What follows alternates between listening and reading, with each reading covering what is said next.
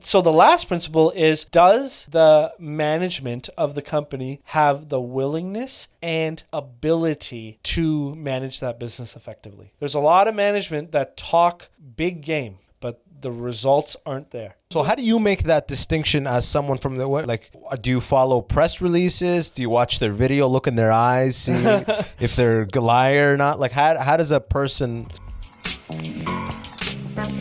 Yo, welcome back to the Immigrant Section. It's your boy, Abbas Wahab. How the hell are you?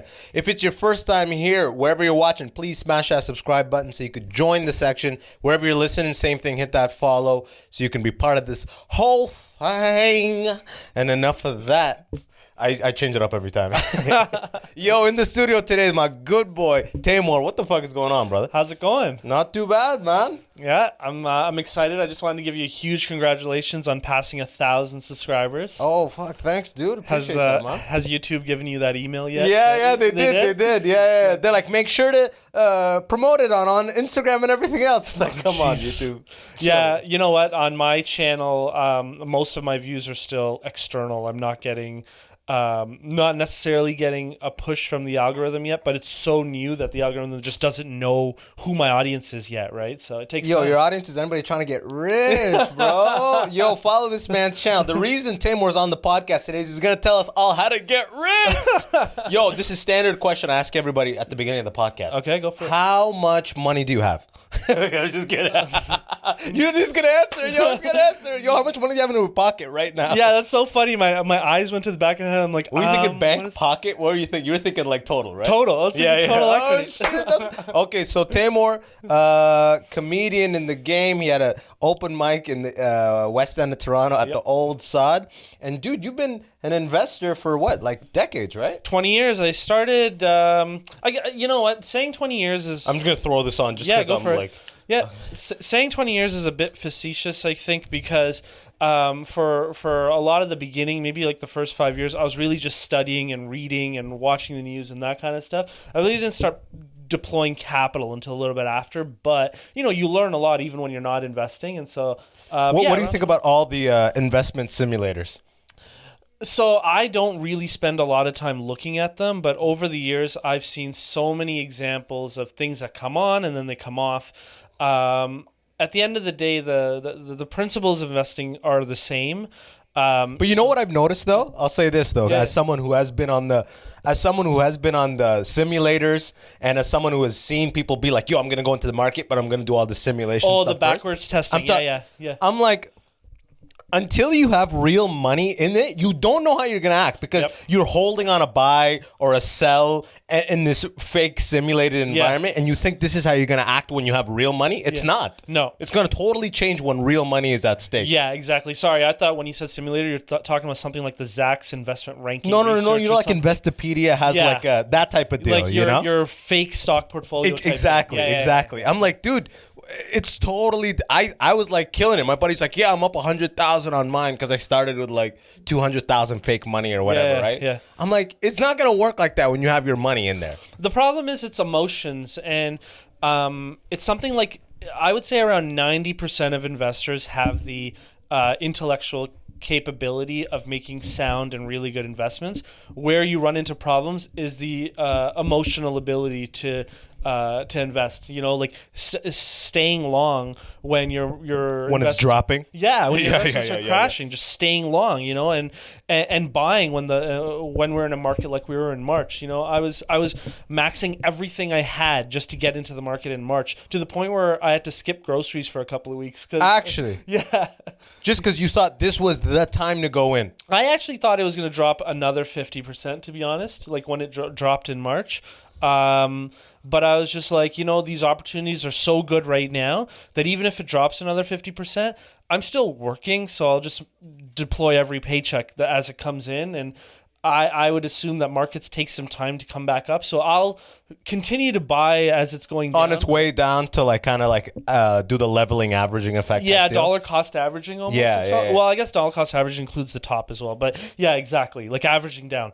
The thing about it is you can't call bottoms. You can never call bottoms. Everyone's like buy low, sell high. I don't know where the high is. I don't know where the low is, and I've been exclusively looking at this only thing for the last 20 years. Yeah, look at that, man. That just goes to show you the people that are so like, you know how much of a buzz is going on right now, dude? My little brother texts me. He goes, "Bro, I don't even know. I never even Googled who the GME. Do you know that stock? GameStop, bro. Okay, there you go. Okay. My little brother, he texted me like a week ago. He goes, "Get GameStop, man. In 2-3 weeks, you're bound to make money." I'm like, bro, you're in school. Like, see how it's almost like rumors. This is why the rich keep getting richer, because there's so many people that are just kind of like these like sideline investors who just hop into market during times of hype. Yeah. Or who totally have no idea. And I've fallen prey to this during Tesla. Like I told you in 2013, I was trying to day trade Tesla and lost everything because I was in and I was like, oh, it's going down. So I sold everything. Yeah. Which is the dumbest thing because of fear, right? And you know what? People are learning a very important lesson about stop loss orders. So for people who don't know, stop loss orders are when you're trading, you can set a floor price. So if the stock approaches that floor price, the brokerage will automatically sell it for you. Here's the problem. A lot of people are noticing that their stop losses are getting taken at prices lower than what their stop losses are. And the reason for that is because, stay on the mic a little bit. Oh, yeah. The reason for that is because stocks are a supply and a demand thing. There's no entity that you're selling it to. You're selling it to other investors. Correct. And so if everyone has a stop loss at 120, say, and the stock price is at 150 and it comes down to 120 in a flash of a second, which is what we've been seeing in the markets lately. You can't realize that sell at that price because it's already lower. Not everybody can sell their stock at that price. Gotcha. And so in order for the brokerage to not make you continue hold it and lose any further money, they rather sell you at 117, 115, gotcha. 110. Whatever they can get market for relative to that. Exactly. And so that's what people are noticing now. They're getting pissed at their brokerage. It's like, it's not the brokerage's fault that you guys are so volatile right now on these particular names. See, my history, I went in 3 times. I invested. I tried to day trade Tesla. Day trade. I was buying and selling every day. I was like, as long as I overcome the cost of buying and selling, I'm making money. I just want you to tell everyone what the price was that you were buying. Oh, dude, $72, man. 70 before their stock splits, before everything. Like, jeez. Like I should have just held it, and I lost money. I lost money. I have so many stories of that. Like, I remember sitting in when I was going to a Guelph Humber, which is a university out here in Toronto, and I was sitting in the Humber College cafeteria in 2003. Just before university began, and I was looking at Amazon stock on my laptop. And at that time, Amazon was garbage. It was just turning into a bookstore at the time. Like, it was so new, right? It was it was an online bookstore. And it was trading at 100 times earnings. And I was thinking to myself, there is no way. A bubble, right? There's no way that this thing you're gonna sell that many books online. Yeah. Oh, this is before Kindle, or they even said what that would be. Before all that. And I just said Amazon is going to crash so hard. And I invested in like banks, and I think I was investing in some airlines at the time. That's hilarious, man. I'm putting everything in Air Canada. There's no future in Amazon. No future. What is this, Google? Fuck that. Enron, everything. Oh, Google was another one. Do you watch Enron? Oh, yeah. Oh, no, I saw Enron play out in real time. That's what I meant. Yeah. Did you study finance? Yeah. And was Enron pre or post your degree? It was pre my university degree. Enron happened before my university degree, but I was watching it happen in high school. And was it like a case study when you went to school? It was a case study in university in ethics. Yo, that's ethics.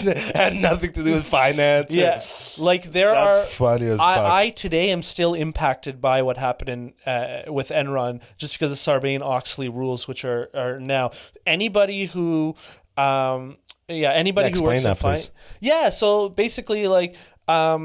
When I graduated university, I went to go work in equity research. So when you see like analysts talk on the news show or whatever, they generally will have people that are working with them and associate analysts. Okay. Like equity research associates. So I started my career on Bay Street, the equivalent of the U.S. Wall Street. Our Wall Street. Yeah. Yeah, our Wall Street, as an equity research analyst for an investment bank, and one of the things that happened post Sarbanes-Oxley is that we have to be completely independent from the investment banking business, because what was happening during Enron is that they were making so much trading and banking revenues from Enron, or just tech names in general, not just Enron, but like the tech names back in the past. That's where Elon made Like Radio Shack.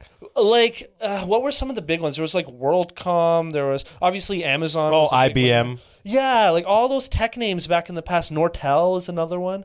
And in the U.S., I don't know if people remember, but in 2001 we had a huge tech market decline, like a bubble burst. Because the 90s was like the spike up, right? Yeah, exactly. The tech boom, they called it. The tech boom. dot-com boom. The dot-com boom, that's what it was. And that was scary, like when that bubble popped. In 01. In 01, yeah, I think 01, yeah. It was scary. I was still in high school at the time, and I remember watching it and thinking, like, this is it. Like, I don't know what's going to happen. I truly believed in the sky is falling like it's over. Yeah, like what everyone is saying. Yeah, Black Friday style shit. Yeah, exactly. Like you looked at your window wherever you were at. You're like, should I do it? Yeah. Should I jump? Yeah, and that's what it felt like. And also at the time, everyone was like really like uneasy because 9/11 was like once we got around 2002, now we hit 9/11 too, and that was another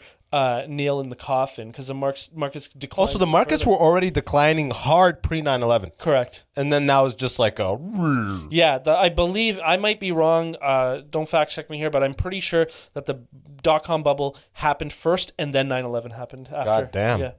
Yeah. maybe Osama bin Laden had a bunch of like .com tech stock and shit like that. And he was super mad. He's like, fuck this shit. Or just has huge shorts on them. Yeah, huge shorts. Yeah, and that was one thing about the whole I'm not talking about capris either. Yo, you know what? Before we keep going into the stock market thing, I just wanted to mention something about you. I was thinking about what's my earliest memory about Abbas, and like everybody knows, like, I love how you. By the way, the way you say my name reminds me of like substitute teachers when I was in grade school. How do you say your name? Abbas. Abbas. Okay.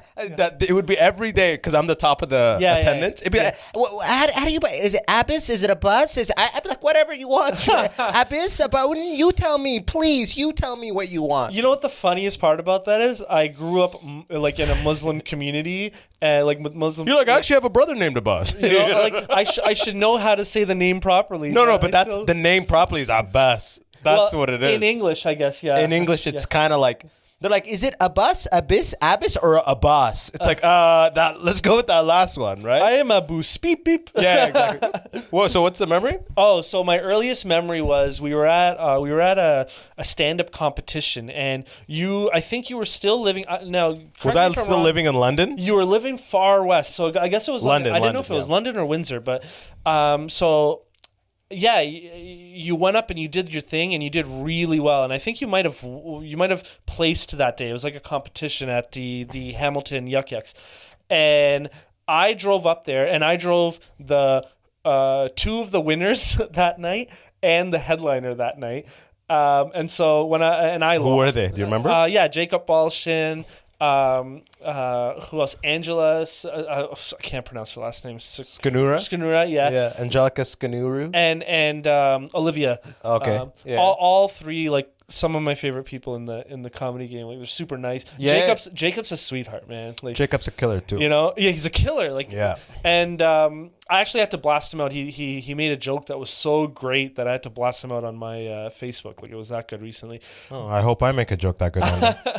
But anyway, so I remember I was feeling like shit after like they did the placing or whatever, and then you walked up to me and you're like, "Yo, man, you did a good job tonight." And I was like, "Damn, if that guy thinks that I did okay, I'm okay. I'll keep going. You know? Man, yeah, you're a good dude, bro. You're a good dude. You know what I liked about you is that you ran that mic, and I've run shitty mics. Yeah. Sod, have you come to Offline? No, Yeah. They're all these like in the dead bar. It's like what I love about you is you ran it all the time, and you'd be pulling up in that X5, and I'm like, look at this dude. He's got money. That's what this whole thing is about. He has money. But he likes stand-up. He likes the stage. It has nothing to do with money. Yeah. I'd always see that X5, a fresh X5 pulled up front. I'm like, what's this guy? This is before I knew you had money. I knew you had money, but I was like, man, he's all right, dude. He's a good dude. He's a good dude. Well, I just needed... And, dude, I just saw you park right now. This is a diesel, too, right? Yeah, it's a diesel. Bro, I got the TDI, bro. Nice. Diesel fan. How good is diesel living, huh? You know what? It was such a great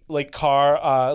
More often than not, diesel's cheaper than obviously premium gas. So Yeah, exactly. You know, and I didn't even think of that because for me it would either be 87 or diesel. You know, I'm not driving like a BMW right now. You know, fair, I'm driving VW. I mean, and to be honest, the first 13 years or 12 years of like working or just being in university, I drove.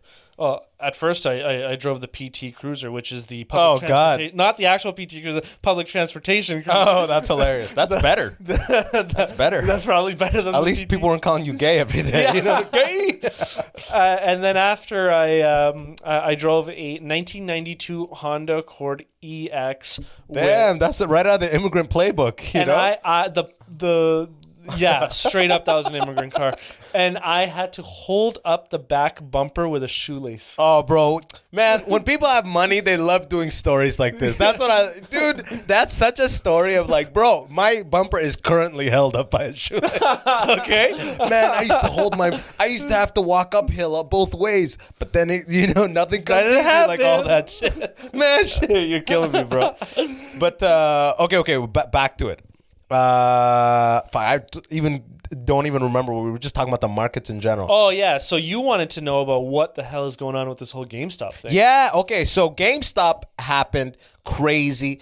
I didn't even pay it. I'm so obsessed and like I have no time to be. I'm not in the markets at all. So like I don't care right now. But the fact that I knew I was having you here, I'm like, Tay Moore's going to explain this shit. So please, for those of you who know exactly what happened, just give me a couple minutes to catch up, okay? Yeah. I'll give you a cold stone and just make it super simple. So, you know what's actually interesting? Before I even explain what it is, I made a video on GameStop right before that UFC event, which was Check out his channel, by the way. It'll be in the description. But Tay Moore just started a channel about pretty much how to like retire early, and this shit's getting subscribers fast as fuck. It's growing fast as fuck.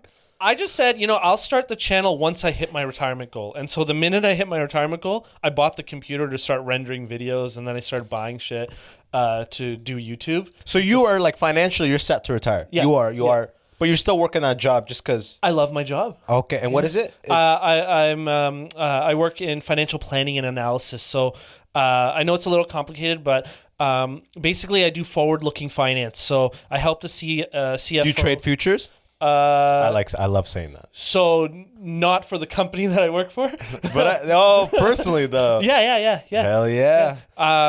Just the nature of options. Yeah, I do. But yeah, so I do like I'll plan out what the business is supposed to look like in 5 or 10 years, how we get there. I look at cost savings, efficiency. Right now, I'm looking at automation and how we can use new wave technology and integrate it into the business and drive our results forward. We're a transportation company, but I'm looking at Apple and Amazon and Google as some of our major competitors down the road, even though they don't have trucks on the road yet. You think Apple will have trucks on the road? Dude, everybody wants in on our space. Like, what is this space again? Like third-party logistics? Logistics in general. Gotcha. So we do it all. We're one of the largest logistics operators in Canada. And everybody wants in on the space because the internet can't it can't disrupt or it can't change the fact that we need to move goods to people. Gotcha. Fulfillment is never going away. It's not going away. Yeah. So the one area that everyone's attacking right now is called the last mile, which is how do you get the goods to the customer from the store. And so we got DoorDash in there, we got Uber, like all that stuff's happening. Walmart is now turning out. dude, if you're not looking at that Walmart stock right now, you guys are missing out. Walmart is gonna crush that last that last mile game. You know who else is crushing that last mile game? A guy that was supposed to go out of business, but they decided that they're gonna go out swinging, and they turned around their business. Best Buy. Best Buy is crushing Amazon on that last mile game. So okay, explain, because I'm an ex Best Buy employee, and I got a place in my heart for them. For I Best want Buy? them to succeed. I assume they're done. Every time I drive by a Best Buy, I'm like, how the fuck is that feasible at this point? Look at the size of this place. This is how it's so simple. The Amazon's biggest problem is you'll go on Amazon and you'll find something that's priced better than what you could potentially get it at Best Buy or whatever, right? Correct. And so I'm willing to wait a day if I'm saving like $5 or $10, like totally, Okay. right? Yeah. However, what Best Buy has done is they said, look, we're not going to hold these products that Amazon can sell for cheaper than us. So the only way we're going to sell any product is if Amazon is selling it for the same price or more. And so every product now that you see at Best Buy is the same price as what it's being sold on at Amazon. Now, here's the difference. Now Amazon loses because people weren't ordering stuff online because they wanted to order stuff online. People are ordering stuff online because it was cheaper. Now it's no longer cheaper. People instead are saying, well, I might have to wait 2 or 3 days before I get it from Amazon. Even same day, I got to wait till 6 p.m. I'm not willing to wait till 6 p.m. if I'm putting together a YouTube studio. So I'm going right over to Best Buy. It's the same price. Same price. So I'm driving right over to Best Buy and getting it right now. You know where Amazon loses here? Best Buy has turned all of their stores into distribution depots. And so you can walk into Best Buy now, instead of going into the store, hit a left and you'll walk right into the pickup section. Yeah, I've done this. And so it's so beautiful. You don't even have to walk into the store right now because now they do curbside pickup. Yeah. Right? Oh, And- you can't walk into the store well, right now Yeah, you yeah, can't. But I say keep that going because there's a lot of techie bros like myself. Like I'm not even a tech guy, I'm a finance guy, but because I was building out the YouTube studio, I was using Best Buy a lot, and I liked the fact that I could just pull up, give the person a piece of paper which has the purchase information all on it. Yeah, I did this for a Chromecast. It was great. Easy. So now, Arrows on the ground, just follow your way. So what I'm saying is the brick and mortar, for the last 20 years, people are saying brick and mortar is going away.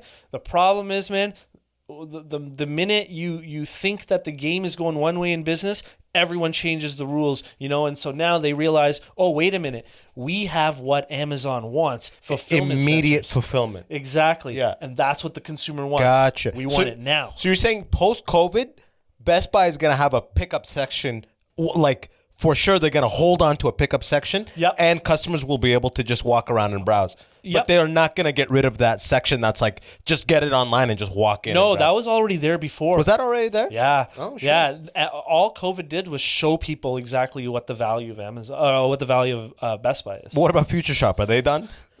Do you even see any anymore? Yeah, exactly. They're yeah. rebranded. That's a relic of the past. Yeah, the only place that needs to do that more, I see, is anybody who's holding those home goods stocks. I mean, Amazon can't really compete in that space anywhere. I'm talking about your Home Depots, your Ronas, or whatever. Yeah. These Okay. guys can drive way more value, and you're seeing it right now. Right now, they're using third-party guys to deliver appliances and such to people's homes. So they're addressing that last mile issue by actually using cube vans and delivering out to people's homes. Like third party. Third party. Gotcha. Very quickly, that's going to turn into Ubers and such. They're gonna cut that cost right down, because you know what? If I'm choosing between buying an SUV or buying a cube van, and I know with my cube van I can make an extra $200-300 a week just delivering some appliances here and there, I'm gonna do that. So that's coming. Oh, 100. Man, if you don't know this,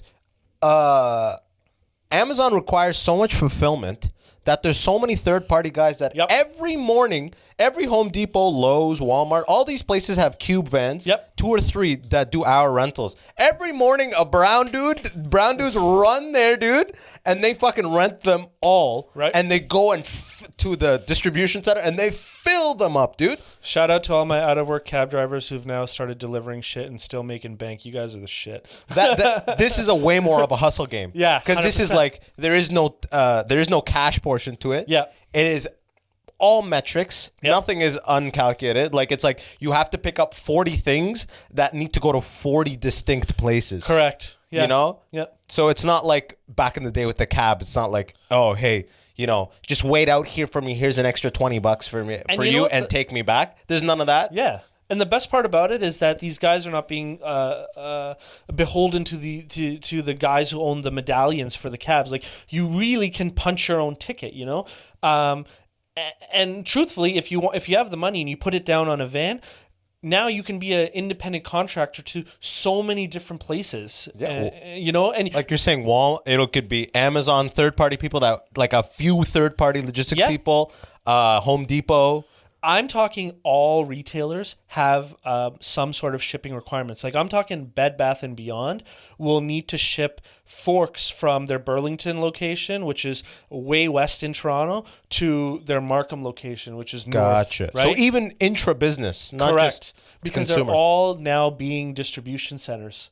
Like, all the stores are now turning into distribution centers, which they should be, right? So, and then once you go that model, it's like, it doesn't make sense to have drivers on hand because we don't know what is the demand on any given time. It makes more sense to just use the collective body of the masses. And if they're going to do it for cheaper, because one of the problems that you're going to have if you have drivers on hand is salaries, benefit, Downtime, and capital cost. That's the big one where you're going to have to start buying these vehicles. Yeah. Right? Where capital costs can be spread with what I call as capital requirements. So, for example, an Uber driver, a lot of them aren't doing Uber full time. Like they'll do Uber, you know, even if it's 40 hours a week they're doing Uber, they're still using that car for their personal use case as well, right? Yeah. So you're spreading on that. So instead of having two vehicles, so you have a cab and then you have your personal vehicle, you're now spreading that capital cost across two different uses. Do you see what I mean? So the capital actually required to that you would put into the business is actually, you can call it maybe 2/3 of the value of your car. Because you're thinking about tax purposes, right? No, I'm thinking about like from just a pure utility point of view. From a utility perspective. Like, I need to own a car. Yes. Right?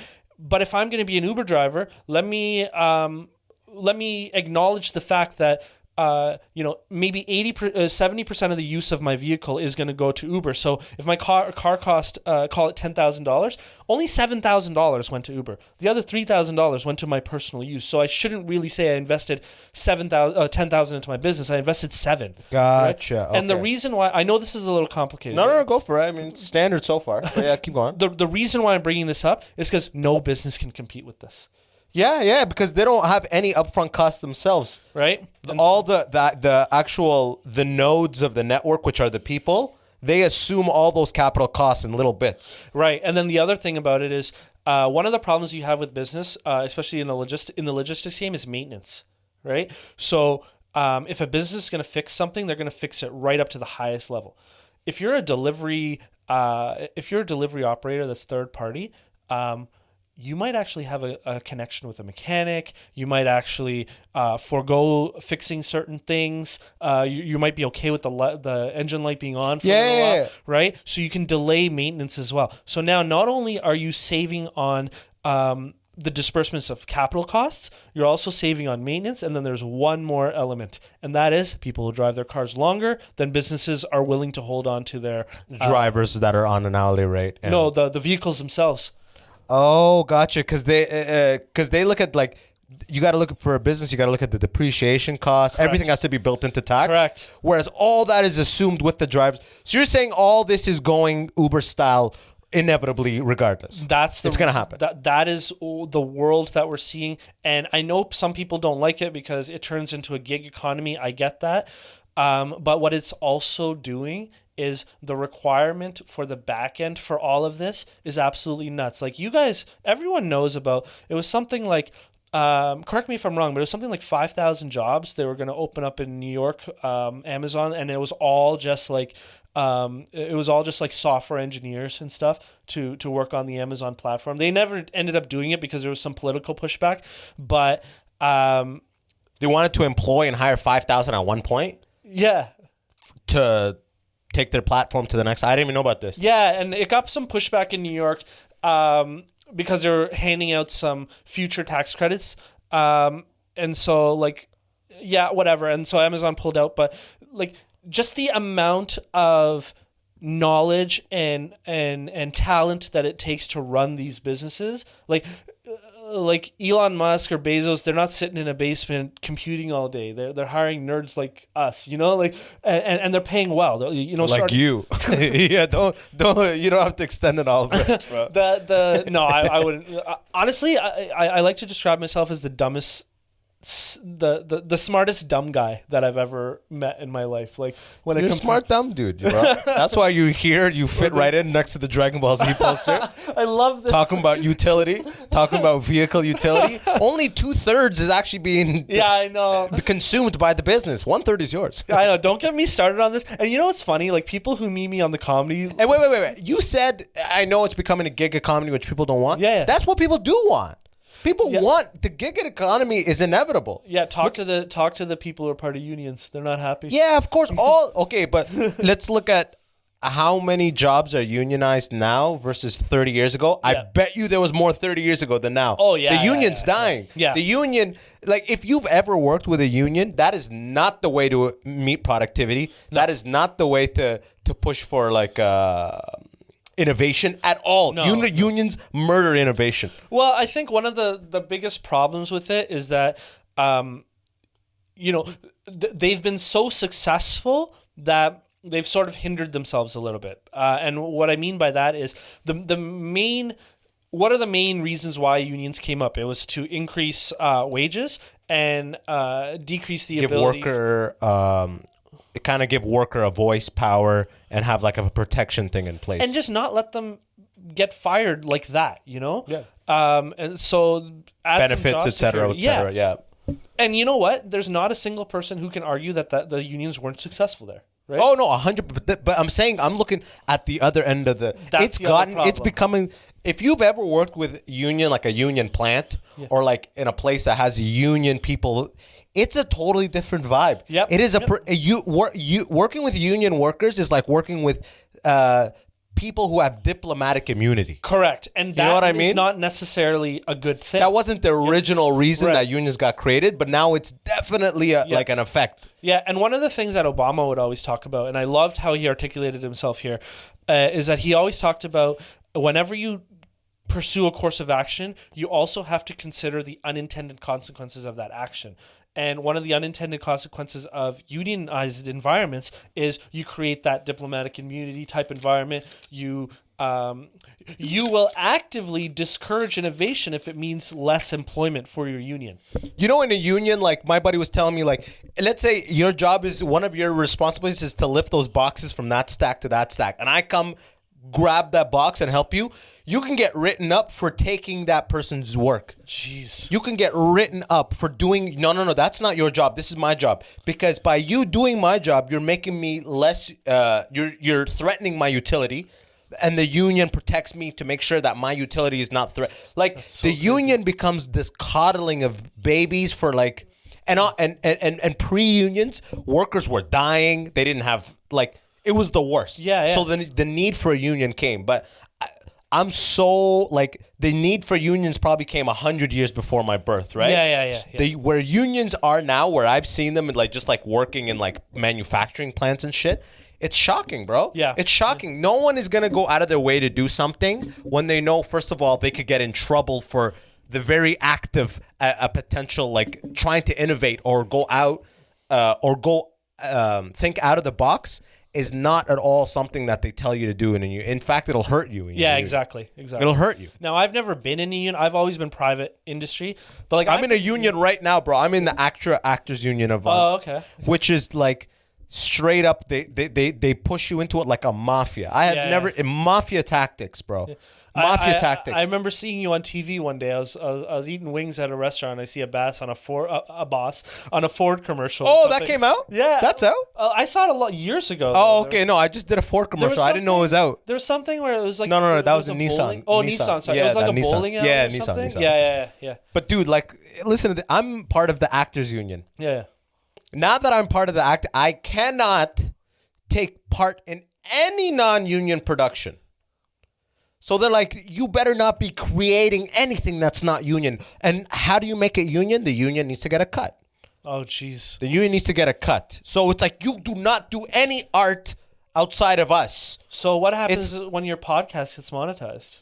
Oh, they have nothing to do with this. So- Like, I'm talking about in an acting capacity. Oh, okay, got it. You know what I got it, mean? got it. Yeah, it's not just like you as any revenue you bring in as a No, human. but I mean, like this. Watch like, that be in the contract. too. I consider YouTube art. Like when people get their payments from Google for YouTube, like their ad reps, it's royalty revenue. Yeah, okay. Yeah. But that is something that does not fall under the umbrella of Thank what goodness. actor. Yeah, Thank yeah, goodness. Yeah. And even if they did, bro, I'd be fucking. Well, they would have to amend it. Nobody's gonna sign that. Yeah, I mean that'd be crazy. This is actually a total assumption, but it's like anything that is an extra job is where all that bullshit starts to fall in. Got it. But what shocks me is like you better not like I'll be writing a web series with my friend, which I am right now, and they're like, oh, you might not be able to act in that because. So I'll write it. We'll get cameras. And then it's like, you can't be in that, man. It's not union. It's like, go fuck yourself. What Yeah. the fuck? What do you mean I can't? What? Yeah. And they're like, and there's little workarounds. Like, bro, you got to be a producer as well. And then if you're a producer, then you can do it's all this bullshit where it's like, they just corner you in a place where they make sure any artistic effort you do, it can only be done if they are paid. That sucks. I didn't even know about that, but that begs the question: how much great art are we missing out on because actors are being forbidden from doing this type of stuff? Some sure, but at the end of the day, like trained like actors who are revered by the game, who are getting work, Yeah. they're not writing, and then they got mortgage payments to make, that's so they got to play ball with the union. They're not doing any non-union stuff because they've been in the game so long. Yeah. It's all about like these up and come like comedian actors who want a little piece of everything like that. Yeah.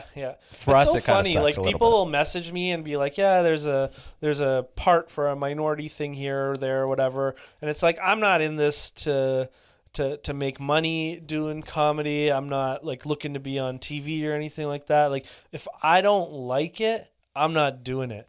Period. Well, you said you reached your retirement levels, right? Yeah, so it's like So you're good. So you could quit your job and be done right now. yeah, I mean, yeah, and so Forecasting for you, like your earnings with the capital you have at this point through life. yeah, the only problem would be that, and the reason why I gave you that week, is because it would only allow me to live the current life that I'm living. Gotcha. Yeah. Okay. And like, you want to thrive. why not? Like, why Yeah, not? yeah, I'm yeah, 35. Like, let's get it. And it's not really a monetary thing. It's more of a,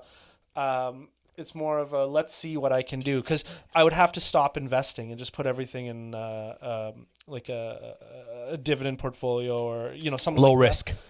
Yeah. Exactly. And so I kind of don't want to do that, because then like, what's the point of living if you're not doing what you love? 35 is way too early to just be like, People used to laugh at me. When I first started, I worked for one of these big four accounting firms, and Which one? I don't want to. Well, isn't it so far away? Was it KPMG? Yes, it was. Oh, you look like a KPMG guy. If you guessed it, yeah. But Bro, Ernst & Young, they don't drive diesels, and I remember telling people, I'm going to retire in 9 years or 10 years or whatever. People used to laugh at me, man. Like, people would make fun of me. That's so weird, because you would think that's the sector that would be like, yeah, like we like that type of talk in this sector. They don't like it. They would just say you're dumb. Like you're. Imagine it's your boss. You're stupid. And it's like, oh my God. It's like, that shit'll hurt your feelings, but at the same time, it's like, yo, you don't know me. You don't know what I'm capable of. Well, here you are, bro. And so I was so happy to make that. I made a post on Facebook, and I was so happy to make it when I was like, yo, I grew up poor and I retired before 35. So talk now. That's beautiful. Are you an immigrant or were you born here? No, so I was born here. My mom is a guest in this country. No. Yeah. As we put it. Yeah. AKA undocumented alien. No. She was actually her father fought in the Second World War, and he fought On under which side though, homie? on the Allied. Okay, good. Yeah, so We were gonna have a problem for a second. England got a little fucked up during the war, and so they reached out to India, and at the time it was India, and they got a lot of soldiers that put on the British uniforms, and my grandfather was one of them, and then after the Second World War, they were able to go wherever they wanted to. So a lot of the family came to Toronto. Some of the family went down to. They were able to States. go wherever they wanted. Yeah. How pretty come? much. They Because of their involvement in the war. Or just the world was open. He had access as a Gotcha. result. Yeah. Gotcha. To the point where he was getting pension from the Canadian government as well. Oh goddamn! Yeah. They treated their. You know what? At the end of the day, you took part on the front lines fighting against Hitler. We will take care of you, bro. I didn't know Canada did some shit like that. Yeah. Wow. Canada. Hell England, yeah. You know. Go Canada. You know, and so. But also, you know, if someone's willing to step up and fight a war that they're not even involved in, Yeah, you know, you gotta give someone kudos for that shit, right? Yeah. And so they took Because a lot of people probably died too. the majority did, right? And so because you know they weren't getting all these Indians for like officer roles; they're going frontline shit. You know? And so, and I mean, to an extent, most people were frontline during that war, right? Well, I guess by definition, most people are frontline, but like, you know, we weren't having the types of wars that we have now, or you know, and so even Canadians were like, you know, this is like trench warfare, right? Yeah. So I mean, it's brutal. It's brutal. Like sometimes we forget on how easy we have it. Actually, I was talking to my fiance yesterday, and I was like, look how cold it is outside, and our biggest concern right now is how quickly our hot chocolate is heating up. Yeah, it really is crazy, man. We forget how good we have it. It's amazing, man. It's amazing. Looking back, every time which I haven't had this feeling in a while, but usually when I travel and I come back to Canada, I realize, man, Canada's just so secure. There's such a secure feeling of Canada that you don't get. Even in Europe. Yeah. Even in Europe, Yeah. this security that you have in Canada and in the States, you don't get it too.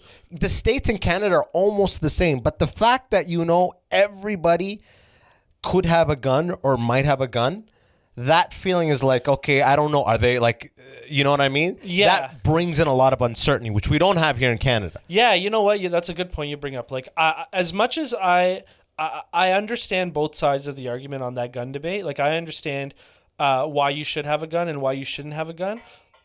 That being said, I have to acknowledge that I feel a lot safer when I come across the border and I'm back in Canada. Oh, bro, but that being said, as soon as I have a family, I'm going to have a gun. Yeah, without a doubt. You know? Well, it's without a doubt, dude. It's like a rural versus city argument. Like if you're in the city and the police is well funded, you have the confidence in the police showing up on time. On time, happens, exactly. Right? So you're like, why we need it? Yeah. Oh Jesus! Don't get me started with the defunding stuff, but. Forget all that stuff. You know, they're saying when they say defund, they're saying you don't need 20 tanks in a precinct. Oh, That's okay, what they're not saying yeah. If anything, they need more funding because it's a training issue. Right. All these problems are training issues, right? And you know what? It might not be a bad idea to have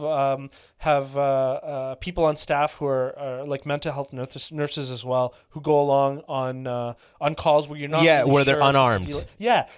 I mean, you could have someone who's armed on site, like you just have two officers. Non-lethal forms of force. Well, I'm even saying the first person, like one person's armed, one person isn't almost, and the person, like, just so you have someone on site just in case, because you never know how these situations can play Oh, out. you're right. Like the mental health stuff, these people could summon strength that like is not normal. Yeah. You know what I mean? Like that needs like police people to subdue, but at the same time they need that mental health like department of people that can go to stuff people and assess it from the phone. Okay, dispatch 2 of these people and a cop gets in once it gets to that level, or if it's a possible graze area, come in with a cop. Yeah, you know what like, I mean? They need a protocol for that type of shit. Like the days of somebody being on drugs or having a mental health episode and end up dying in one way or another, those days are gone. Those days are gone. No, like, they're not. They're not gone. No, they're what I mean is it's unacceptable. Yeah. But it's still happening because nothing has changed. No. I know it's happening. But what I mean is from a society's perspective, it's unacceptable. It can't happen. And if we look, I'm a taxpayer. If I have to pay more in taxes in order for us to properly equip the police with mental health professionals so that we can save lives on the street as a result of this type of stuff, I'm totally happy to do that, you know? It's just, I feel like the policing itself should be way more of like, I don't want to say elite, but specialized training. Agreed. So Yeah. often you just see every cop, like a lot of times you see cops that look like military people. You're like, Yeah. yes, that's right. That's Yeah. what it should be. The cop shouldn't look like the mall cop. He shouldn't have a huge gut and he's just waddling around. Like you can't, how are you going to protect yourself without a gun? You Yeah. should look like you should be able to handle yourself without a gun and have a gun. Now that comes into the demand and supply aspect as well, and I don't see a lot of people talking about this, and maybe it's just me having conversations with myself about it, but it's, you have a certain pool of people to choose from. And the reason why I talk about this is because I've done a lot of hiring, and I'll tell you that, like, when I'm hiring just for like financial analyst roles and like senior financial analysts or managers, oftentimes I'm going through hundreds of applicants to find one or two that meet the criteria that I'm looking for, right? The talent isn't really out there in the field that I'm particularly hiring for. So I wonder what it's like for the police force. Like, how many of these elite people even want to be cops, you know? But that's what I'm saying. I'm saying elite through training. I'm not talking Right. about they're going through the original applications of elite people. Yeah. I'm talking about the training itself creates these level of public officers. Right, and I'm going to play devil's advocate for 1 second. You better not. I'm going to say, Okay. And this is how I look at companies as well. When I assess management, I say, do you have the willingness and ability, right? And I think a lot of cops have the willingness to do it. I question how much of them have the ability to be those elite officers, Well, that's despite what the training. that's early level filtering right there. Correct. Well, And that's when we let's go say back to that stuff. we had way more fighter jet pilots. We don't. Yeah. We have a small amount because it's like a supply and demand thing. Yeah, you need yeah. way more officers, police officers, than you need pilots. So pilots, just by the inherent nature of how many we need, You just get- you get the top of the Yeah, yeah. top, the top of Agreed. the food chain, right? Agreed, yeah. But why can't we have systems like that in place where it's like have less officers of a way higher ability Yeah. than having? Because man, I'm pretty sure it's like jobs. You know what I mean? Like at the end of the day, it's a government job. Yep. So it looks good if there's more of them. Can I offer a solution that nobody's thought about, but I think it would solve a lot of this? Every time you say something, it sounds like a YouTube video thumbnail. Like the one solution no one's thought of. Yo. Okay. I actually think now, and question this, okay? Okay. Like poke holes in it. But I actually think right now we have a decentralized hiring system. So Okay. Toronto Police, New York Police, whoever, I think it can't be world. Let's stick to country. So Toronto, yeah. Winnipeg, Manitoba, Saskatchewan, everybody's got their own. they have their municipalities, They yeah. have their own municipal hiring systems. What I say is centralize the hiring process. The military does it too. It's called boot camp. You know what I mean? Right. And so if you centralize the hiring process and You send them all off to buttfuck nowhere, Manitoba, to train. They all go through the same level of rigorous training. yeah, but I'm taking even a step back from that. You know, when you're saying like picking the right people, Yeah. you like one location like Yeah. Toronto, What right means here doesn't mean right in Halifax. or even one step further back. I'm sorry, I keep doing this. to you. No, go. I just keep cutting you off. That's the real problem. And I'm apologizing. Yeah, we're Canadians. I love it. Like Toronto might have a surplus of people who are really good at being cops, but we might have we might not have the need for it, right? When you have essential, like cops are some of those people who are willing to move wherever the job is. You know what I mean? And so, like, I have friends who've moved to BC because They had a position open. They were young and they were white males, and they're not going to get on with the Toronto board, the police, Toronto police. So they were leaving so that they can get jobs earlier in their 20s, right? Gotcha. Yeah. And so, be it as it may.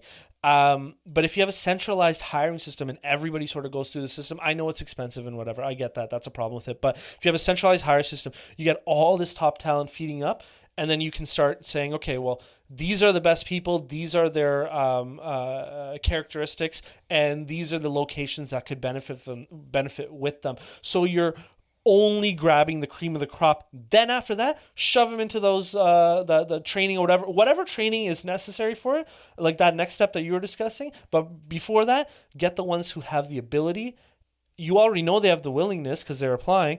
Now get them in. You know, that's a good way to. My fear is that by going at a country level, it'll become literally even worse. It could become, by putting it all on the federal government. Yeah. One city could be more gung-ho than another city. Right. So you at least benefit from Toronto and Vancouver and Montreal. They're really gung-ho with policing. Yeah. And then it's kind of lazy in London and all the places in between. That laziness is going to go into place. It's going to be adopted in the federal system. If you've seen, like I was in the reserves, bro. Like I was in the naval reserves. Yeah. I've seen how things operate at a federal level. It's just humans doing administrative shit. Yeah, and then everything gets lost. It is so. If you're in the forces, it is so standard to have a course be like, you did that course. It's like they lost the paperwork. Nothing is computerized. It's all still.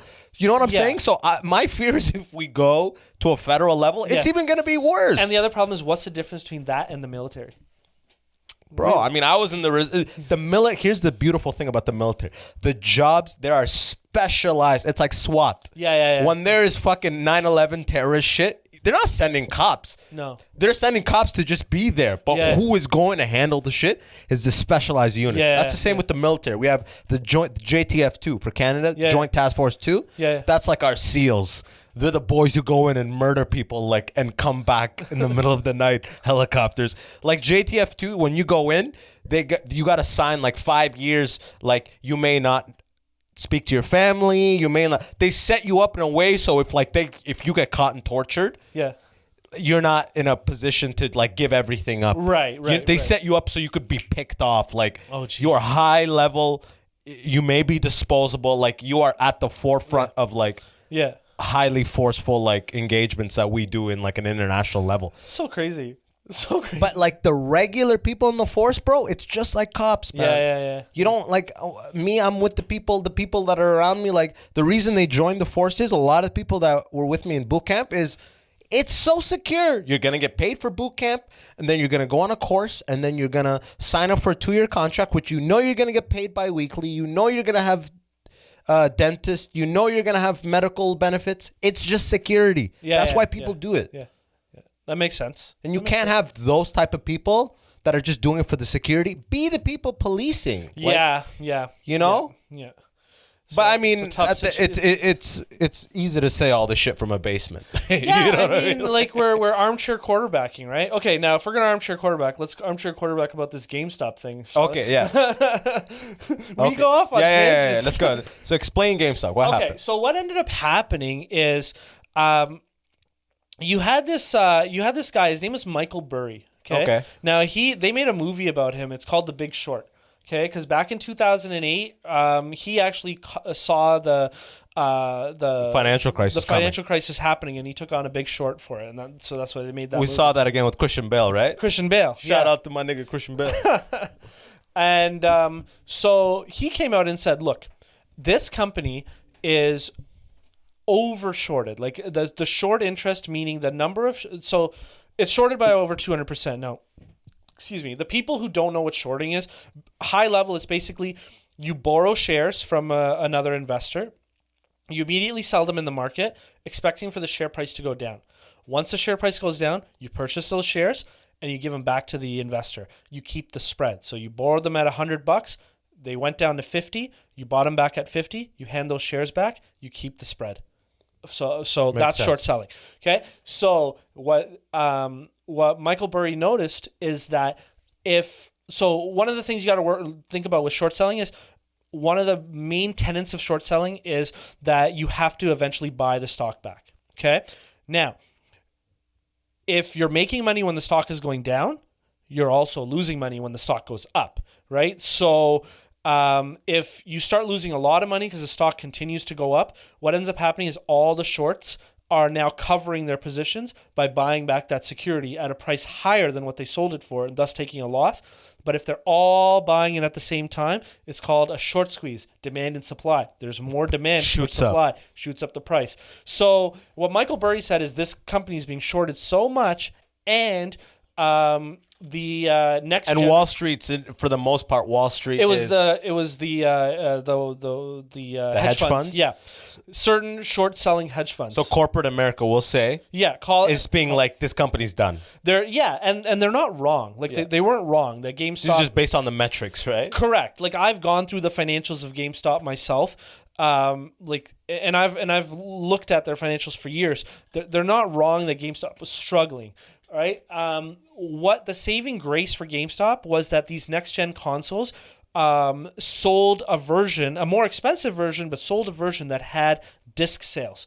Why does that matter? GameStop makes most of their money selling used games. They'll buy them for pennies, sell them for dollars. Yeah. Right? Oh. We've all done that. Have you ever been to gone a microplay or some shit like that and try to give them your Game Boy Color? They're like, yeah, we'll give you $4. You're like, $4? Yeah. What the fuck? Yeah. Or you want the newest game? Okay, trade in 6 of your most recent games that you bought. Yeah. Right? And there's a market for that because I'm always 2 years behind on video games. Like I just played Horizon Zero Dawn. That's been out for years, right?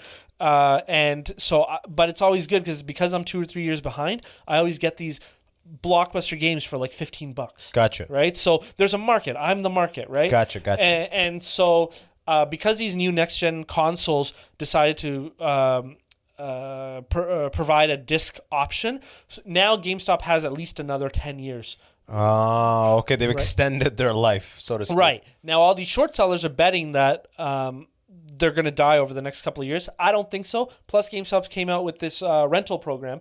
So you can just rent games, so you're not actually buying them. Because most people play a game for a month and then they don't need it anymore. Right? I'm shocked this rental thing just started, by the way. I'm sure it's been on for a couple of years. Because even when I worked at Best Buy in like 08, 09, the games are Call of Duty, Modern Warfare's coming. It's $69.99, and in 8 months or 8 to 12 months max, the next one is coming out. Right. And that one's just going to be collecting dust. You know who made a lot of money renting video games? Blockbuster. Elon Musk? Blockbuster. Yeah. I used to rent so many games from Blockbuster. Rogers. I used to rent it from right. Yeah. And so this video game rental business, I'm surprised that the retailers never picked up on it, but it's there. But You're anyways, right. It was standard. That's what Rogers used to have. And it'd be like 2 weeks of rental to pay it to buy it. Like a 2-week rental exactly. pays it off pretty much. So instead of buying a game for $50 and selling it for $70 and keeping a spread of $20, you're now renting this game for the next year, and you're making like a 20 times profit margin on it. And so renting games is so profitable. I'm surprised that it's not more prevalent. Right? Yeah. But anyways, that being said, so these are 2 pieces of good news. So Michael Burry, on that note, bought the shares. And I think he also had calls on the shares, which is the right to purchase the shares in the future at a specified price at a specified date. How do you get those? You can just go onto the stock. You can go onto your brokerage account, and instead of clicking on stocks, just click on options. And then you can look at option pricing and stuff. The reason why call options are really good is because they allow you to use a leverage, because each call option, so say the stock price is $3, which it was for GameStop at the time. If you buy a call option for the right to buy it at $3 a year from now, the call option might be 30 cents, right? So I am accessing the right of $3 with only using 30 cents. So if I have, $100 million, I'm significantly increasing the number of shares I have access to by doing call options. This is how Keith Gill, the guy who popularized the short squeeze on Wall Street Bets, they call him Deep Effin' Value, or they'll call him Roaring Kitty. That's how he made a lot of his money. But now let's go into his thesis, okay? So the good thing for us, and I'm actually releasing a video on this, and I'll provide it to you to put the link if you want to. But I actually go through his investment thesis on GameStop, but in general, right? And what you'll realize is this guy's actually brilliant. His investment style is very much like Warren Buffett's, because what he said was, this is not a company that's going out of business. This is actually a cigar butt, or maybe like a roach. He described it as a roach. Like, it's not the best toke you'll take, but it's a good toke, right? And so what he said This is, guy sounds like the coolest investor possible, right? dude, It's kind of like fucking two bitches at once. You And know, you you know what pull out, you're like, damn. you know what I love? Killing it. He's like a 36-year-old guy or 34-year-old guy. I don't know. But you know what I love about him the most? He's a huge Star Wars nerd, which Okay. is great because I have Baby Yoda in all of my videos. So. Oh, actually, I saw that in the back. Yeah. So, anyways, so I just did 2 call-outs. I just did call-out to Toronto with the 2 Toronto hats and Yeah. then the Baby Yoda. That's it. I just did Dragon Ball Z and just a bunch of aggressive guy shit. Yeah. I mean, it's fun, but I love that. I love that poster. That's like very iconic, you know? Oh, dude, that's why I had to have it in the middle there. But anyway, so going on. So basically what Roaring Kitty was saying was Oh, that, bring your mic a little closer. Oh, sorry. Yeah. So basically what Roaring Kitty was saying was that any good news on this name, because it's being so heavily shorted, the stock price could jump. Like it could jump to like $10. That's what he was saying. And so what ended up happening is this guy who made billions of dollars on a pet foods retailer. I forgot what the pet food retailer name is. I just made a video on it, but this guy, he ended up buying, I think it was like 10% of the shares of GameStop, and he wanted a board seat on it. And he said, "Look, we're gonna digitize this platform," and so that's good news, right? Now they're bringing in Amazon executives to come on to GameStop, and they're going to turn it into this Like an online rental type thing. Gotcha. just a digital business. They're going to take it into the 21st century. That's really good news. What ends up happening? Everyone's trying to get out of the shorts. At that point, everyone now is realized. Now at this point, now keep this in mind. Our boy Keith is already in his shorts. He's been in it before March, before the whole thing. He is already long the stock when it was $3, right? Yeah. Now he owns it. He's not shorting it. He owns it, and he's not shorting it. He owns it, and he buys calls on it as well. And now 5 months later is when that investment was made by that billionaire guy. Okay. So what happened? What investment? So that billionaire, the guy who made money on selling like the dog food products, Chewy.com, that's what it was, and he made the investment into GameStop. He bought, I think it was like 10% of the shares, and he said that this company is not dying, and we're going to transform this into a digital platform, and so GameStop lives basically. Gotcha. And then he got a board seat. Now the shares already jumped. They jumped to like $13 just because of the position he went in. Because he wrote a letter. Oh, okay. He wrote an open letter. He's criticized. That's the power of being a billionaire. Yeah. You could invest in a stock and be like, by the way, I believe this is the shit now, and then it just fucking shoots up because of your presence with it. Elon Musk made AMC shoot up by just saying, "I like popcorn from AMC." Wow. Like that's how crazy. And then the guy from AMC just hands him a $sign bag. Here you are, Mr. Musk. Your shit, your donuts. Mean, you know, like that is something that happens in the market, especially in times of a lot of exuberance. But anyway, so that happens. Now, this guy, he's already made so much money. And now he's talking about it on Wall Street Bets. He's been talking about it on Wall Street Bets for so long already, and people are telling him to sell, blah, blah, blah. He's like, no, diamond hands, baby. I'm holding on to this forever. And so everyone realizes that he's still in this play. All the Wall Street Bets guys just realize, okay, we need to get into this as well, because what's going to happen is as soon as we continue to get into it, we're going to be driving the price up by paying more and more for these shares. As we're driving these prices up, the guys who are short on the stock are going to start getting margin called, because as the share goes up and your losses rack higher and higher, right? Your brokerage will call you and say, look, now it's time for you to sell some securities because we can't continue to have you running a deficit this losses. Big, essentially. So that's called a margin call. Okay. And so I actually talk about it in my video, one of my recent videos where I talk about what you need to know about market corrections. But that's one of the things where when the stock market declines, even people who have diamond hands and are willing to hold on to that position, if they're leveraged, the margin will force them to sell those stocks. Okay. Right? This is why Warren Buffett talks about not using leverage to invest. This is why. It's so that you can hold on to your positions when the market regardless implodes. of what happens. Exactly. So that being said, so people that they shorted on margin, their brokerage is automatically just by default putting them back in, essentially selling their shorts and what's the word? Covering them. Covering their essentially they're doing it by default. Yeah, now they're not even doing it. Short selling by nature is a margin play because you're buying the shares and then you're selling them.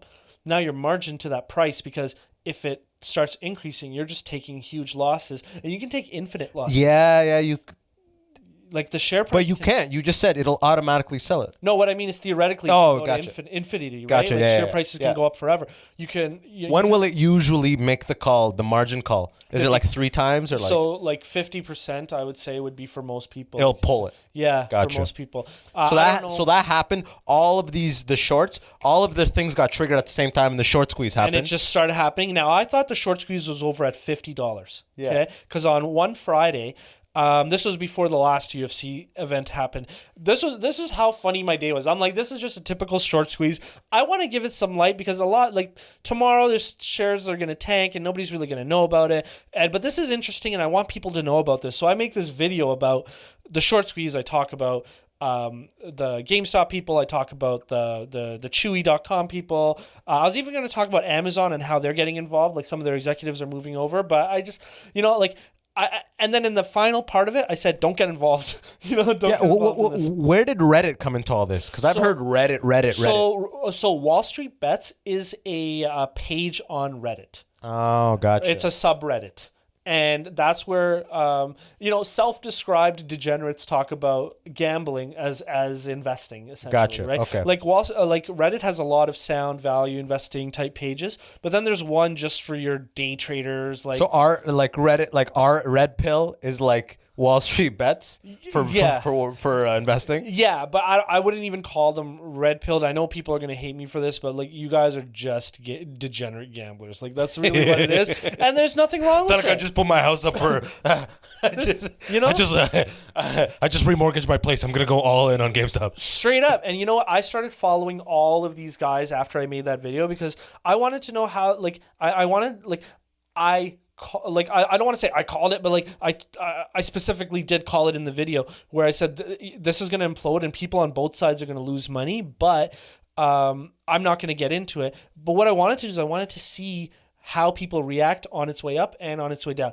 The number of private messages and stuff I was getting when this thing kept going past $50 and it got to 300 and whatever. All these people, I had people online calling me a shill, and I work for the hedge funds. I had friends saying, "Bro, diamond hands, like I'm making so much money." Diamond hands means what? I'll never let go. I won't sell. Like my hands aren't shaky. Gotcha. And then of course, obviously, it's like. I've been around, even in my video, I said, I've been around, like, this is how this ends. And of course it deflated very quickly. It closed at $60 on Friday, But all this started, when did the craze start? It was at $3 or $3 was like 6 months ago. So $3 was around like the beginning of last year, beginning of 2020, like somewhere around $3. And what did it peak at? It peaked at $4.50. Most of the craze happened in the last month. God damn, $4.50. What a ride if you took part in that. Yeah, well, even Keith Gill, the Deep Effin' Value or Roaring Kitty, like people call him on YouTube, he even went up and he came down, and I think he lost $19 million after going up so much. But he's fine. He's set for life because he was taking stuff off the table as it was going up, right? And that's a tenet from, I'm sure. Some people have heard of Jim Cramer. That's the one thing he always says. Bulls make money, bears make money, but pigs get slaughtered. So don't be greedy. As you're making money, take stuff off the table, right? Oh, like sell a bit. Take some of your position off the table because you never know what's going to happen with these securities, right? And that's why I talk about, I have a video where I talk about investing like Warren Buffett. And in that video, I talk about why you should just follow these 4 rules. If you follow these 4 rules, it's almost impossible for you to end up being greedy on a stock because one of the rules is you have to buy it at 50% of what you think it's worth. Well, that particular rule stops me from investing in most of my favorite stocks that I want to buy. Okay, you really have to pace yourself and wait for the opportune moment. Yeah, exactly. And you have to be patient. That one forces patience. That's why in a time like March, you see me starving because I'm putting everything in the stock market. And like now I'm getting Is fat. March the time where it dips? No. It just so happened that's when COVID hit. Oh, gotcha, Right? gotcha. Oh, I'm sorry. People might not know. So right when COVID hit, we were expecting, as in like the market was expecting like a death toll of like somewhere around 5 to 10% of the global population. Like that's what people were thinking. And so, you have fewer people, you're going to have fewer demand for stuff and blah, blah, blah. And so the market's cratered because we didn't know what was going to happen. We thought this was a real pandemic. And I mean, it is, but thankfully, knock on wood that it hasn't gotten worse. Yeah. Right? It's bad, but it's not what has. But bad the as we market's originally prepared for like Spanish flu type shit. Like a lot of Exactly. people are about to die. Adjust type shit. Right. Okay. And I just looked at myself. I'm like, I'm fat. I'm gonna die first. So like, Yeah, you lost a ton of weight, dude. that was actually one of the catalysts for losing. I lost 80 pounds in 2020, and that was one of the catalysts because what I realized early on is that the people who were overweight had a higher mortality rate when it came to COVID. And I had just been put on a ventilator myself, like a CPAP machine, when I was sleeping. So I just realized, you know what, man? My weight's getting out of control. I'm very indulgent on these chicken wings or whatever. So I'm going to... Just had 2 pounds myself last night. So I'm just going to turn this around. And I just started walking. And I just started walking like 3 hours every day. And the weight just came off. And then because I was walking so much, I wasn't in the kitchen. So I ended up just eating less. And as I was losing weight, it just sort of snowballed. And yeah. You look fucking amazing, bro. Thank you, sir. Thank you, sir. We're at the hour 10 mark, but I want to know something. Yeah. Warren Buffett, you've told us the patience rule, essentially only get at 50% or less of what you think it's worth. The other 3 are what? Let me tell you those. So the first one is... And then after you tell me those, tell me what your personal rules are. Your personal take for everybody listening out there is investing, who wants to, get some positions in the stock market, who wants to build a portfolio, whatever. What would you trickle down, like the most diluted things, after you tell me these Warren Buffett ones? Yeah, okay. So the first rule is only buy what you know or what you can understand. The business has to make sense if you buy it. Has to make sense, and it has to make sense to you. Gotcha. Right? Okay. Second, to what degree? Is it like, what if it's like people that mine lithium and you know that the lithium is being used in lithium ion batteries? And do you understand how the mining business works and how the peers operate and what the KPIs are? Do you even know what KPI means? Key performance indicators. So basically, in order for you to understand it, I use the 10-year rule, which is I should be able to explain this easily to a 10-year-old. If I can't explain how this business is going to do well and earn a good return on capital to a 10-year-old, I shouldn't be buying it because I don't understand it. And don't just say, this thing is about to explode because, like, lithium is a good example. This is going to explode because EV companies are going to go on the market, start selling, start using more batteries and stuff. I get that, but the question is not why the metal is going to do well. It's why that particular company that's selling that metal is going to do well, because you're not invested in the metal, you're invested in the company. But what if I get a lithium ETF? You can get a lithium ETF. By and large, you'll probably end up doing okay if your thesis on the metal is correct. Gotcha. Right? Okay. But now, in order for you to understand the metal, you now have to understand all of its competitors to that metal. The whole space. You have to know the space. Gotcha. And you have to understand all the new, you should be reading the engineering page. You should understand what developments are being made in the industry. Because here's a problem. What happens if someone comes out with, let me just throw out something, unobtainium. They come out with unobtainium, and now that's way better than lithium for batteries. You have to be on the cusp of that and know that that's being developed. Gotcha. Right? So that's what I mean about that. And I think too many people take shortcuts there. So you got to know it. It's got to be undervalued relative to what you think. So those are the two. The next one is the company that you're investing in should have extremely favorable long-term characteristics. So there needs to be a lot of headway for this company. Now, I'll explain it in the simplest form. One company that I really feel that is in a high-risk industry, but it in itself has extremely favorable long-term characteristics, is a company by the name of Walmart, right? Everybody knows Walmart.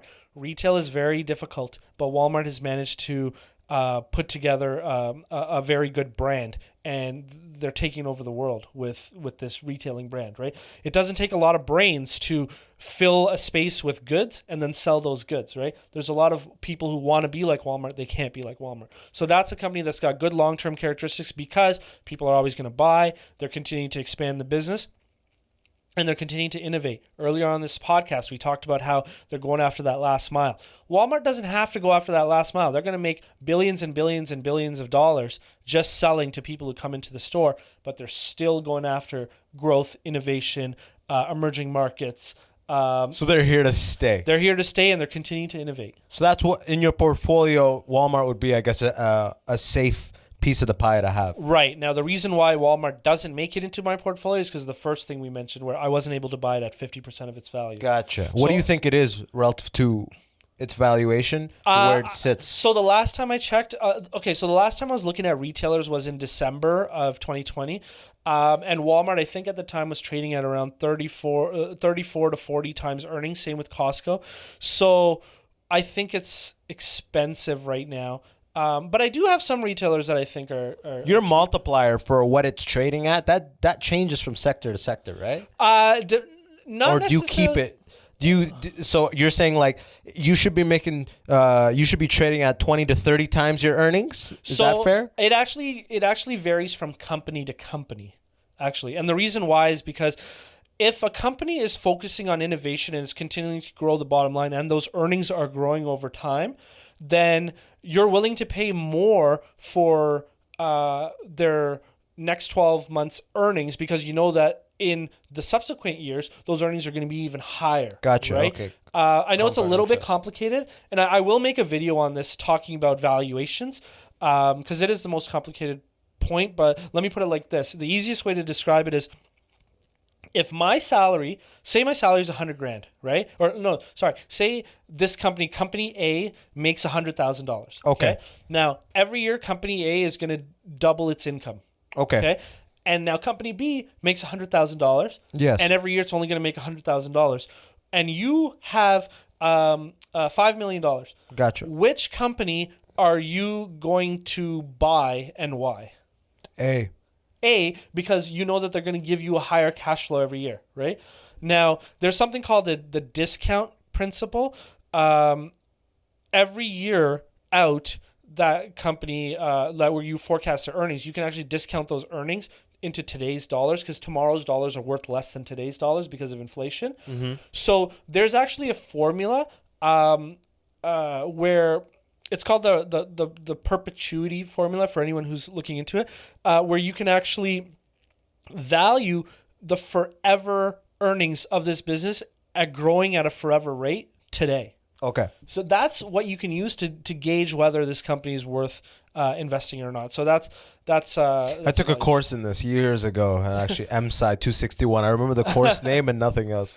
I still use that stuff. You know, the people who say, I'll never use math again. I use it every day. Imagine someone says, I'll never use math again. You know, just my finance courses. I don't use any of my calculus. But anyway, so that's the second principle. The third principle, yeah. sorry. The valuation I always put as the last one. So the last principle is, and we actually talked about this earlier, is does the management of the company have the willingness and ability to manage that business effectively, right? There's a lot of management that talk big game, right? They talk a big game, but the results aren't there, right? Well, I've worked in a lot of startups. I know about that. Right? Yeah. And so one of those... So how do you make that distinction as someone from the... where like... Do you follow press releases? Do you watch their video, look in their eyes, see if they're a liar or not? Like, how does a person on an individual basis? This is the hardest thing. Valuation is the hardest thing to comprehend, but it's the easiest thing to do because it's just formulas, right? Okay. But it requires some judgment. Looking at gauging management is probably the hardest thing to gauge, but the easiest thing to understand. Yeah. And so, like, do you trust them? Do you think they're good? Right. And you have to go with gut here a little bit. But some of the things that I use is I always look at least 10 years worth of financial statements. And in those financial statements, I'll look at, and they also, one of the tricks actually with investing, if you want to get started and you want to use a shortcut, look to see if they put out investor presentations, right? You don't even have to read the financial statements because a lot of the important information is on those financial presentations. So instead of reading a 200-page 10K, you can read a 20-page presentation and get more out of it than you would get at the 10K. So first place I'll start is their presentations. And I'll go back 10 years and I'll say, what were your goals? What were your business plans 10 years ago? And have you been able to execute on them?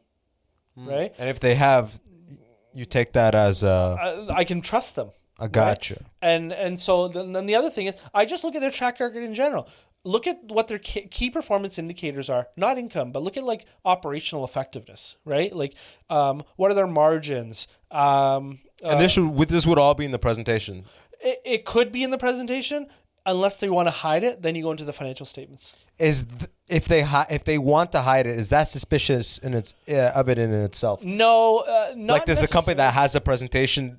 Do you right away go, oh, this is looking good? All presentations are generally marketing materials. Oh, okay. And so they're going to show the company in the best light. Gotcha. Or answer questions that investors have. Like I was looking at an investor presentation for a skilled nursing facility in the U.S. Maybe a month ago, and from reading the investor presentation, I realized that investors have a problem with the company, which is that skilled nursing facilities might be going away because more and more nurses or more and more people are using home care, right?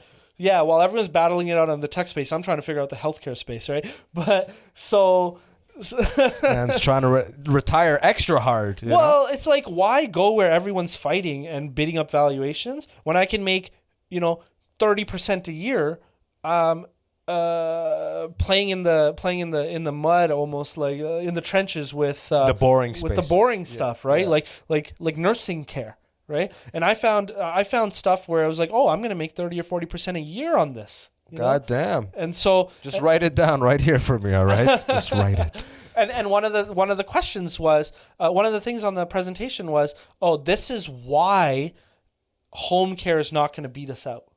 And they went through their whole spiel on why home care is not going to beat us out. And then I went to the home care presentations as well, those companies. Yeah, and they're like, this is why we're going to beat them out? Yo, the shit that gets talked by CEOs back and forth nicely in these business presentations is phenomenal. Like, I love it. And so the home care, these are the type of like beefs you like. You like, fuck these rap West Coast, East Coast beef. I want to see these CEOs, right? Because the business is, do we send patients out of the hospital back to their homes and they get treated by nurses at home, or do we send them to skilled nursing facilities and they get treated at skilled nursing facilities before they go home? Gotcha. Well, skilled nursing, that you're paying for the building, you're paying for all everything, of that stuff, even when right? people aren't. Yeah. Whereas there's that other thing of the last mile and utility. It's correct, the same conversation. Right? But then with the home care, you have more nurses because you can only there's so much downtime because you're driving to people. You can only specifically deal with one person at a time. You can't just be there for 15 minutes. Whereas in a skilled nursing facility, you might be with someone for 15 minutes and then go off to someone else. But so there's efficiencies that are not inherent in home care. Gotcha. So it's funny that they're both beefing with each other. They're saying, we're going to win and we're going to win. When truly, after you look at both of them, you realize, oh, you know what? There's favorable long-term characteristics for both of these markets. They're both going to exist. And so you have positions in both? I could or I could not. I'm not going to say because I may not necessarily be done building my positions, but goddamn. Sounds like you are going to be in both. A little bit more on the home side. More on the skilled nursing facilities. Oh, shit. Yeah, but I'm building positions in both currently. So yeah, that's a giveaway. I haven't even talked about that on my own channel, but look out for that, all you subscribers out there. I like how we got it. Building positions. And from that I realized, you know what? Both management are actually believable. They're very passionate and I like them both. Okay. And when I look at their past track record, they've been doing really well, right? So they're both trustworthy. You like them. They're both competent. Yep. And they both have room to grow. Now, the only question I have is valuation. This is why I haven't really talked about it on my channel. I generally only mention companies that are already cheap So some of the themes that are already cheap that I've mentioned is the one name everybody knows, Facebook. I value that thing at $600 and it's trading at 280 now. So I mean, What are they at relative to their earnings? what do you mean? Multiplier. Oh, right now the multiplier is like 29.75. Jesus. But Decimal why do I have points? all these things memorized? But yeah, they're trading at around 29, almost 30. But that's a fictitious. I had Facebook in my last portfolio. Oh, you did? I had Facebook. Now, that's a weird multiplier, Tesla though, too. because you shouldn't really be looking at the multiplier for next year's earnings. Why? Because Facebook is growing so fast. One of the key performance indicators that you got to be looking at Facebook is what is their daily active user growth, right? They don't look at total user base growth, even though that is a metric that is reported. They look at daily active user growth because in order for you to monetize on ad revenues, you need to have users looking at it. You can't just have people subscribe to your channel. You know what I mean? Gotcha. And so they look at daily active user growth, and that's been going up since the company has started, and that's still going up. The second thing about Facebook is only 20% of their user base is even monetized, which is the North American user base. 80% of it is, 80% of their revenues is coming from 20% of their user base, which is the North American market. 80% of their user base, the non-North American market, which is only giving 20% of their revenue, is expected to grow considerably over time. That's the second part. The third part is their major major elements in Facebook are currently not being monetized, like their chat function, like the Messenger, which now is starting to get monetized, by the way, and Facebook and so the chat function and WhatsApp, right? And then the fourth theme behind this one is I'm just fucking You're going. I'm just going. Sorry. No, the fourth theme behind them is the ad revs on Facebook and Instagram are underpriced still. Well, there you have it, everybody. I think the takeaways here is to buy Walmart and buy Facebook, okay? Yeah. And if you can get into some home care versus outpatient care type shit, get into that shit too. Yeah. And what were you going to say? Oh, sorry. The only other one I was going to say is, guys, look at your home builders in the U.S. Pay attention to these guys. These guys are up. They're usually traded publicly? Publicly traded. Look at D.R. Horton. Look at LGI Homes. Look at Lennar Homes. I'm still building positions in these guys. They're trading at 30% of what I think they're valued at. Fuck yeah. That's beautiful, bro. Hopefully people actually invest in that shit in the next time. But do your work. Use a financial advisor. I'm not your financial advisor. Disclaimer, baby. That's beautiful. Yo, find the people, tell the people where to find you. And as always, in the description, the man's YouTube link will be there. And that'll be the first link there. And for the most part, you want people to go to the YouTube, right? Yeah, please. Yeah. So the YouTube channel is just called Moore Money with Tay Moore. Moore is spelled Moore. And then money, you just spell money the way money's spelled. The way money's spelled. That's beautiful. Yo, from my end, if you want to support the podcast directly, just check out patreon.com/the Immigrant Section. We got bonus weekly episodes there for y'all to check out. And go to my YouTube channel and see my episode 2 of Why Did They Make This Car with the Plymouth Prowler. I went in on that car, so make sure to check that shit out. And if you haven't subscribed, please do. Yo, Tay Moore, this has been a blast, man. I gotta pee like crazy. Yo, until next time, y'all the best. Peace! Yo, and that's the episode. Remember, if you liked it, smash that subscribe button so I can give you updates. And until next time, it's your boy, Abbas Wahab. Easy!